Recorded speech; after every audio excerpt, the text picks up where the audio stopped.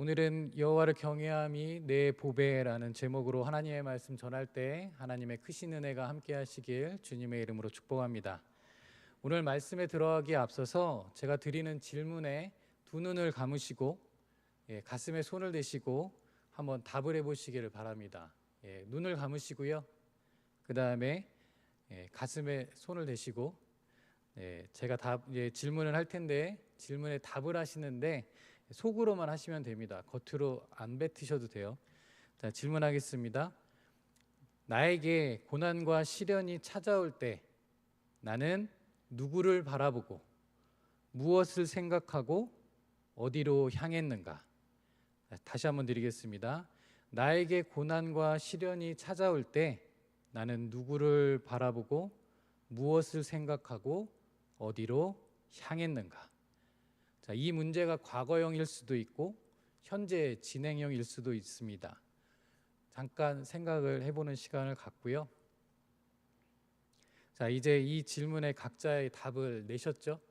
자, 두 눈을 뜨시고 손을 내리시고, 자, 그러면 그 답을 마음에 담아두고 오늘 말씀으로 들어가도록 하겠습니다. 오늘 이사야 33장은 역사적인 배경이 있습니다. 이스라엘에서 가장 사랑받는 왕이라 할 수 있는 다윗 왕이 있죠. 이 다윗 왕과 판박이인 왕이 있는데 바로 남유다의 히스기야 왕 때 일어난 일입니다. 아수르의 산헤립이 18만 5천 명의 대군을 이끌고 예루살렘을 포위합니다. 본래 히스기야는 세상적인 방법으로 이 난국을 타개하려고 했습니다. 산헤립에게 엄청난 양의 뇌물을 바쳐서 아수르의 남진을 멈추게 하고 그 다음에 애국과의 동맹을 통해서 이를 막고자 했던 거죠. 자, 하지만 이 약조를 저버린 산헤립이 남유다의 46개 성읍을 점령하고 예루살렘을 포위한 상태에서 구워놓은 애국과 구스의 연합군이 엘덱의 평원에서 아수르에게 대패를 하게 되자 모든 동맹이 무너진 자리에서 히스기야는 하나님 앞에 무릎을 꿇게 됩니다. 자, 이런 시대의 국난 속에서 이사야 선지자는 하나님의 말씀을 선포하게 되는데 오늘 1절 말씀에 이렇게 이야기를 하고 있습니다. 우리 다 함께 1절 말씀을 함께 읽도록 하겠습니다. 너 학대를 당하지 아니하고도 학대하며 속이고도 속임을 당하지 아니하는 자여 화 있을진저 내가 학대하기를 그치면 내가 학대를 당할 것이며 내가 속이기를 그치면 사람이 너를 속이리라. 아멘. 원문을 보면 맨 앞에 나오는 구절이 있습니다. 그 구절이 뭐냐면 화 있을진저라고 하는 거죠. 그래서 원문은 화 있을진저라고 시작을 합니다. 자, 그러면 여기서 말하는 이 화가 미치는 대상은 누구일까요? 여기 화가 미치는 대상. 보통은 우리의 생각 속에 어떠한 생각을 갖고 있느냐, 유다의 부패한 지도자들일 거다라는 생각을 갖게 되는 거죠. 하지만 오늘 본문을 보시면 유다의 부패한 지도자들이 아니라 바로 아수르의 산헤립 왕을 가리키고 있는 겁니다. 그러면 산헤립에게 화가 미치는 이유에 대해서 우리가 알아야죠. 자, 첫 번째는 뭐냐면 그는 유다를 공격하지 않는다라고 약조했음에도 불구하고 그것을 배신하고 유다를 공격했다는 겁니다. 그것이 첫 번째이고, 두 번째는 뭐냐면 하나님을 자신이 멸한 열국의 신들과 동급으로 여겼다는 거예요. 이 말은 뭐냐면 자신의 손에서 유다를 지켜줄 수 없다라고 하는 이 교만이 사로잡혀 있었던 겁니다. 자, 이 두 가지를 놓고 지금 그에게 화가 미칠 것이다라고 이사야는 말하고 있는 것이죠. 자, 그래서 이사야는 산헤립을 이렇게 비유하고 있습니다. 우리 1절 후반절인데요, 이렇게 이야기를 합니다. 너 학대를 당하지 아니하고도 학대하며 속이고도 속임을 당하지 아니하는 자라고 비유를 하고 있는데 세번역 성경에 보면 더 알기 쉽게 표현을 하고 있습니다. 우리 같이 함께 읽어보도록 하겠습니다. 약탈 한번 당하지 않고 남을 약탈하기만 한 자, 배반 한번 당하지 않고 남을 배반하기만 한 자. 자, 이것을 통해서 우리가 알 수 있는 것이 산헤립의 포악함과 그리고 위선적인 행위를 알 수가 있는 거죠. 자, 그럼 이런 평가를 받은 산헤립은 어떻게 되었는가? 비참하게 되었다라고 하는 것. 그래서 후반절에 이렇게 이야기를 하죠. 화 있을진저 내가 학대하기를 그치면 내가 학대를 당할 것이며 내가 속이기를 그치면 사람이 너를 속이리라. 이 말씀은 아수르의 사내립의 학대와 속이는 것이 그쳤다라고 하는 그 의미가 아니고 끝났다라고 하는 그 의미가 아니고 정점에 다다르게 되었다라는 겁니다. 여기 그쳤다는 표현이 그런 표현이에요. 그래서 이 모든 것이 정점에 다다르게 되었다, 한계에 다다르게 되었다라고 하는 것. 그러면 그 끝에는 무엇이 있는가? 오늘 공동목역 성경에 보면 이렇게 잘 나와져 있습니다. 우리 같이 함께 읽어보도록 하겠습니다. 시작.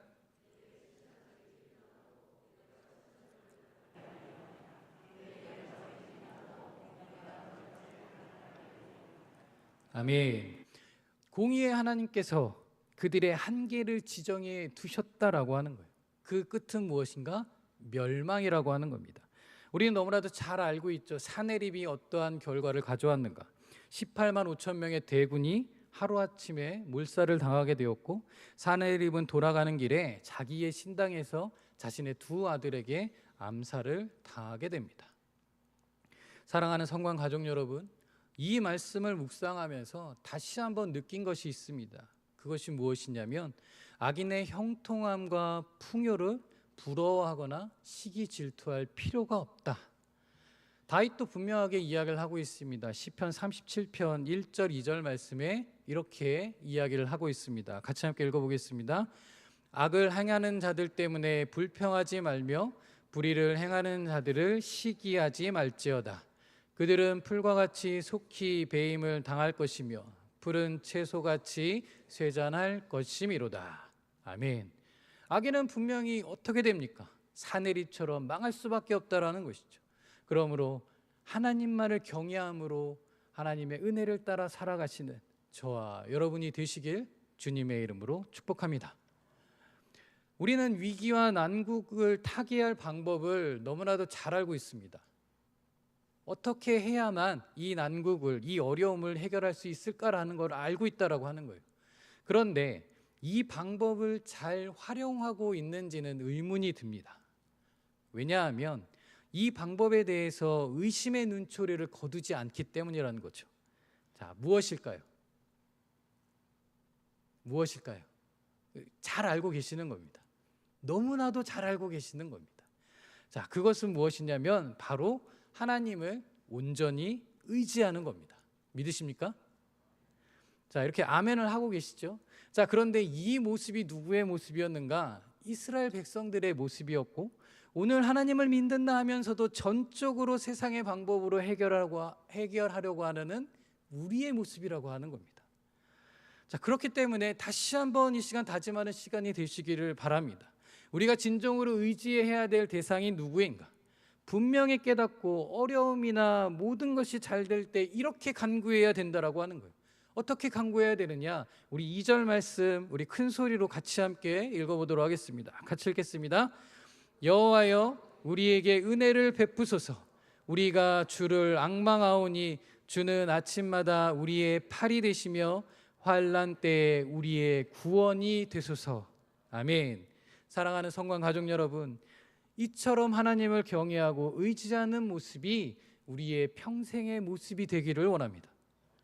다시 한번 우리 큰 소리로 한번 해볼까요? 여호와여 우리에게 은혜를 베푸소서. 우리 큰 소리로 같이 함께 하겠습니다. 시작. 여호와여 우리에게 은혜를 베푸소서. 아멘. 아니요, 다 읽지 마시고 여기까지. 예, 다시 한번 해보도록 하겠습니다. 자, 시작. 아멘. 여기서 은혜를 베풀어 달라라고 하는 이 구절은 지체가 높은 양반이 지체가 낮은 종에게 호의로 몸을 굽히는 것을 말합니다. 그러면 지체가 높은 양반이 천한 종에게 몸을 굽혀야 하는 때가 언제일까요? 이때는 바로 자신이 처리하지 못한 중요한 문제를 해결하거나 아니면 자신의 목숨을 구해준 때라고 하는 것이죠. 그런 일을 겪지 않는 이상 몸을 굽힐 이유가 전혀 없다라고 하는 겁니다. 그런데 몸을 굽힐 수밖에 없었던 것처럼 나는 은혜를 받은 존재가 아님에도 나를 하나님의 자녀로 부르시고 긍휼히 여기셔서 구원을 베푸시고 회복의 은혜를 경험하도록 최대한 나의 몸을 굽히는 간절한 간구라는 것. 그러하기에 우리의 매일의 삶 속에서 여호와여 우리에게 나에게 은혜를 베푸소서 진심으로 간구하는 삶이 되시길 주님의 이름으로 축복합니다. 자, 그렇다면 우리 한 사람 한 사람이 진심으로 간구하는 인생이 되려면 어떻게 해야 될까요? 오늘 말씀에처럼 주를 앙망하는 자가 되어야 합니다. 여기 앙망한다라고 하는 뜻은 무엇이냐면 참을성 있게 기다린다라는 뜻입니다. 예루살렘 백성이 여호와의 도우심을 기다리되 간절하게 기다렸다라는 의미예요. 그래서 이것을 통해서 우리가 알 수 있는 한 가지가 있는데 그것이 무엇이냐면 바로 아수르의 사네립에게 포위당한 예루살렘 백성들이 원하는 때까지 하나님의 도우심의 손길이 미치지 않았다라는 겁니다. 그들은 간절하게 원했다라고 하는 것이죠. 하나님, 이 모든 난국에서 빨리 이 어려움에서 벗어날 수 있도록 나를 인도해 주옵소서라고 했는데 여전히 포위당한 어려운 상황이었다라는 겁니다. 자, 그런데 또 한 가지 알 수 있는 것이 있는데 그것이 무엇이냐면 그들은 이러한 상황 속에서도 절망하지 않았다라는 겁니다. 그들은 하나님의 도우심이 나타날 때까지 참을성 있게 기다렸다라고 하는 거예요. 그 표현이 바로 앙망하다라는 표현입니다. 그러하기에 그들의 그 모습 속에서 우리가 한 가지 알 수 있는 게 무엇이다? 바로 기다림의 미학이 있다라는 겁니다. 이 기다림의 미학이라는 뜻이 뭘까요? 무언가를 기다리는 고됨 속에서도 그 과정의 가치와 여유를 음미하는 태도, 바로 우리가 가져야 될 태도입니다. 그런데 미학이라고 이야기를 하잖아요. 이것은 마냥 기다린다라는 그 기다림이 아니라 하나님을 경외함으로 진심으로 간구하며 기다리는 것을 의미합니다. 주는 아침마다 우리의 팔이 되시며 환난의 때에 우리의 구원이 되소서. 아멘. 여기 말하는 이 아침, 바로 해가 뜨는 시간을 의미합니다. 새벽을 말하는 것이죠. 자, 이 시간은 낮에 있을 전투에 대비하여서 군사들이 대치하는 매우 긴장된 시간이면서 또 때로는 대치한 양군이 긴 밤을 지내고 극도의 긴장이 풀리는 시간대여서 방어가 느슨해지는 틈을 타서 기습하는 시간이기도 합니다. 어떻게 보면 가장 위험한 순간이었다라고 하는 것이죠. 그런데 그 순간에 지금 무엇을 하고 있는가? 여호와의 능력을 구하고 있다라는 겁니다. 그런데 이것이 단 한 번이 아니라 뭐라고 이야기하느냐? 아침마다라는 거예요. 아침마다. 이 말은 매일 지속된 위험 속에 노출되어 있기에 매일매일 하나님께 자신의 팔이 되어달라는 간구라는 겁니다. 이 간구를 우리 역시 드려야 된다라고 하는 것이죠. 더 나아가서 또 이렇게 이야기합니다. 환난의 때 사방에서 조여오는 압박으로 인해 옴짝달싹 못해 갇혀있는 고통을 여호와 하나님께서 구원해 주시기를 간구하고 있다는 겁니다. 그러하기에 사랑하는 성관 가족 여러분, 이사야가 오늘 이렇게 외쳤던 것처럼 이 믿음의 간구가 우리의 간구가 되어서 가장 위험한 환난의 때 하나님의 도우심으로 대적들로부터 승리와 회복을 체험하는 깊은 은혜의 시간이 되시길 주님의 이름으로 축복합니다. 우리 이 시간 찬송할 텐데요. 우리 찬송가 70장 2절을 우리 같이 함께 찬양하겠습니다. 왜 찬송가 70장 2절을 찬양하느냐? 이사야 33장 3절을 가장 잘 묘사한 찬양인 것 같습니다. 그래서 우리 같이 한번 두 번 우리 같이 한번 함께 불러보도록 하겠습니다. 이방이 떠들고 이방이 떠들고 나라들 모여서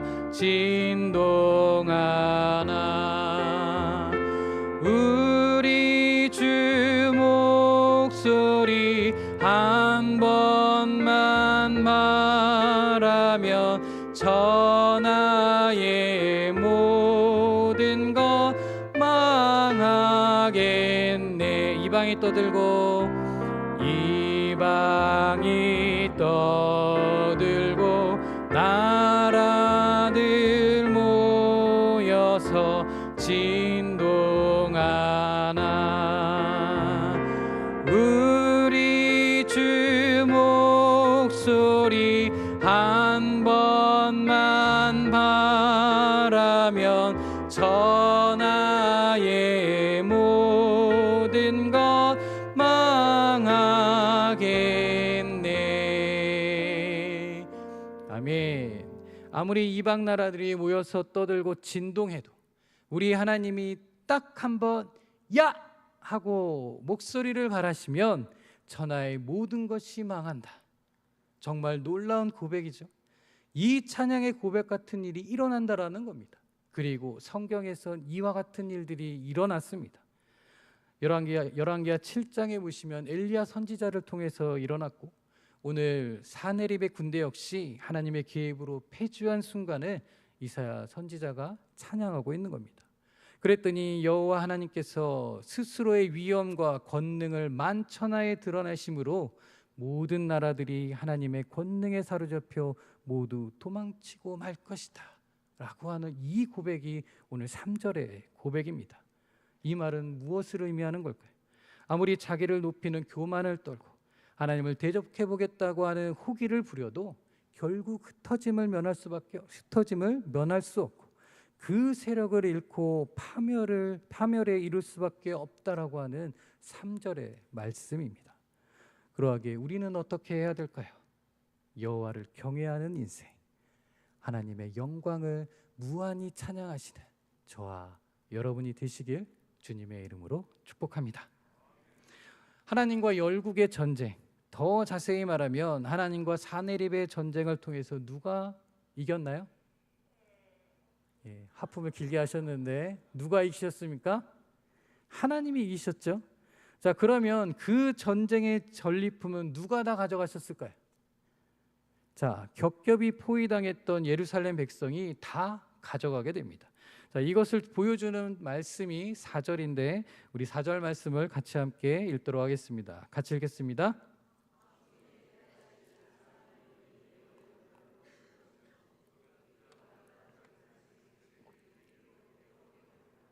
아멘. 이 말씀을 다시 한번 세번역 성경으로 같이 함께 읽도록 하겠습니다. 같이 읽겠습니다.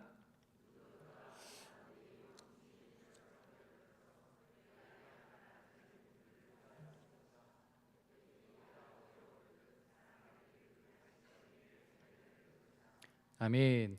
이 말씀은 유다의 백성들이 하나님을 의지함으로써 위기에서 벗어난 것으로 그치는 것이 아니라 그들이 수고하지 않았음에도 부를 누릴 수 있게 되었음을 말하고 있습니다. 우리도 마찬가지라고 하는 것이죠. 여호와 하나님께서 자신을 의지하는 자에게 어려움 속에서 구원해 주시고 승리를 주실 뿐만 아니라 복과 은혜도 더하신다라는 메시지입니다. 그런데 이 모습이 마치 황충의 때와 메뚜기 때처럼 한다. 여러분, 이들이 쓸고 가면 어떻게 되나요? 아무것도 남는 것이 없죠. 모든 것을 한꺼번에 취하는 것으로 하나님이 어려움을 겪을 때보다 더 많은 것으로 채우심을 믿으라는 겁니다. 그러하기에 나에게 환난이 찾아오면 하나님께서 이와 같이 해주실 것을 믿으시기를 바랍니다. 하나님이 이 역사를 이끌어 주시고 나와 함께 하심을 은혜로 경험하며 살아가시는 우리 모든 성관 가족들이 되시길 주님의 이름으로 축복합니다. 자, 이런 상황이기 때문에 이사야는 여호와 하나님을 존귀와 은혜에 대해서 찬양하고 있습니다. 찬양할 수밖에 없다라고 하는 것이죠. 왜냐하면 우리의 생각을 무한히 뛰어넘는 놀라우신 하나님이시기 때문입니다. 우리 5절을 같이 함께 읽도록 하겠습니다. 같이 읽겠습니다.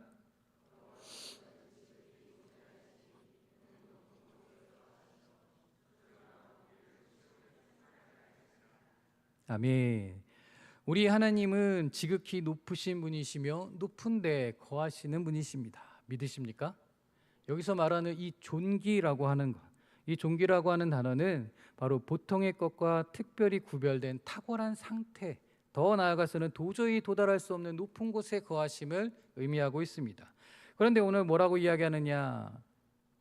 여호와께서는 지극히 존귀하시다라고 이야기를 하고 있죠. 이것은 당시의 최강자라고 할 수 있는 아수르의 군대를 무력화시킨 것과 직결된 겁니다. 그래서 그 어떤 세상의 세력도 능히 대적할 수 있을 뿐 아니라 모든 사람이 언제나 진심으로 높여야 할 분이 누구이신가? 우리 주 하나님이시다라는 것을 말씀하고 있습니다. 그런데 이사야는 또 뭐라고 이야기하느냐? 하나님이 높은 데 거하신다라고 이야기를 합니다. 이 말은 인간이 감히 도달할 수 없는 곳, 하나님께서 영원한 통치자, 만유를 다스리시고 섭리하시는 영광스러운 분이심을 고백하고 있는 겁니다. 특별히 오늘 이 이사야의 고백이, 이 5절의 말씀의 고백이 오늘 우리의 고백이 되길 주님의 이름으로 축복합니다. 또한 우리 하나님은 인간이 도저히 도달할 수 없는, 도저히 만들어낼 수 없는 정의와 공의를 가지고 하나님의 도성을 충만하게 하시는 분이시다 고백하고 있습니다. 여기 정의와 공의는 미슈파트 체다카로 이야기하죠. 이것은 바로 당시의 예루살렘에서 자취를 감추어 버린 하나님의 속성이었습니다. 원래 하나님의 도성이었던 이 예루살렘은 정의와 공의로 충만해야 했다라는 것이죠. 그런데 이 타락한 예루살렘의 지도자와 백성들은 자신의 탐욕으로 인하여서 눈이 멀어서 이 법과 질서, 정의를 짓밟아 버리면서 하나님의 도성이었던 시온에서 펼치고자 했던 하나님의 이상을 헌신짝처럼 내어버렸다는 겁니다. 이런 현실의 상황 속에서도 이사야는 뭐라고 이야기하느냐? 하나님께서 그들에게 높임을 받으실 분이시며 그분만이 이 성읍을 정의와 공의로 다스릴 수 있는 분이시다라고 이야기를 하고 있는 겁니다. 이것은 더 나아가서 하나님이 유다를 구원하시는 궁극적인 목적이기도 합니다. 하나님께서 하나님을 경외함으로 정의와 공의가 시온에서 충만하게 되는 것. 이 목적은 오늘 우리에게도 해당되는 목적입니다. 하나님을 지극히 존귀히 여기고 우리의 통치자로 여기며 하나님을 경외하게 될 때 우리 가운데 하나님의 정의와 공의가 충만하게 됩니다. 이 고백이 오늘 우리의 고백이 되어야 됩니다. 자, 그렇다고 한다면 다시 한번 우리 질문했던 걸 생각해 보도록 하겠습니다. 여러분, 고난과 시련이 왔을 때 누구를 바라보고 무엇을 생각하고 어디로 향하고 계십니까? 제가 이 질문을 드린 이유가 있습니다. 우리는 좌로나 우로나 곁눈질할 때가 많습니다. 다른 것을 생각할 때가 많습니다. 다른 것을 향하여 볼 때가 많다라고 하는 것이죠. 그러나 이제는 하나님만을 바라보시기를 바랍니다. 예수님만을 생각하시기를 바랍니다. 성령님께로 향하시는 저와 여러분이 되었으면 합니다. 우리 마지막 6절 결론입니다. 하나님이 정의와 공의로 통치하실 때 나타나는 시대를 묘사하고 있습니다. 우리 역시 이 시대를 누려야 하겠죠. 자, 그래서 중요한 것이 바로 여호와를 경외함입니다. 우리 6절 말씀 같이 함께 읽도록 하겠습니다. 같이 읽겠습니다.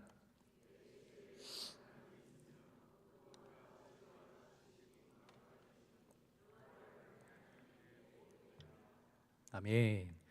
처음에 이렇게 시작을 합니다. 내 시대에 평안함이 있다. 여기서 말하는 내 시대는 너희의 시간들입니다. 그러면 여기서 너는 누구인가? 시온을 뜻하는 것이고 시간들은 시온이 여호와의 의와 공평으로 다스림을 받는 때를 이야기합니다. 이 말은 오직 참되신 하나님께서 적극적으로 개입하셔서 통치하는 세상에 사는 사람들만이 체험하는 거예요. 그래서 모든 사람들이 확고하고 진실된 가치관을 따라서 확실한 삶을 살아내는 것을 말하고 있습니다.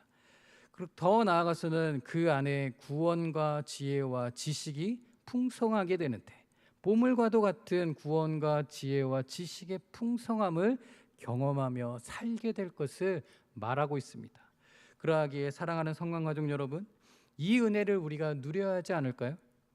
그렇다면 답은 딱 한 가지입니다. 무엇일까요? 바로 예수 그리스도를 통하여서 누릴 수 있다라고 하는 겁니다. 우리 골로새서 2장 3절 말씀 같이 함께 읽도록 하겠습니다. 같이 읽겠습니다. 그 안에는 지혜와 지식의 모든 보화가 감추어져 있느니라. 아멘. 그리스도 예수 안에서 하나님이 자신의 백성에게 주시는 영혼의 구원과 하나님 안에서의 얻는 신령한 지식과 하나님과의 직접적인 관계를 통해 경험하는 이 지식이 오늘 이 시대를 뛰어넘는 예수의 세대, 믿음의 세대로 살아갈 수 있도록 우리를 인도해 주실 겁니다.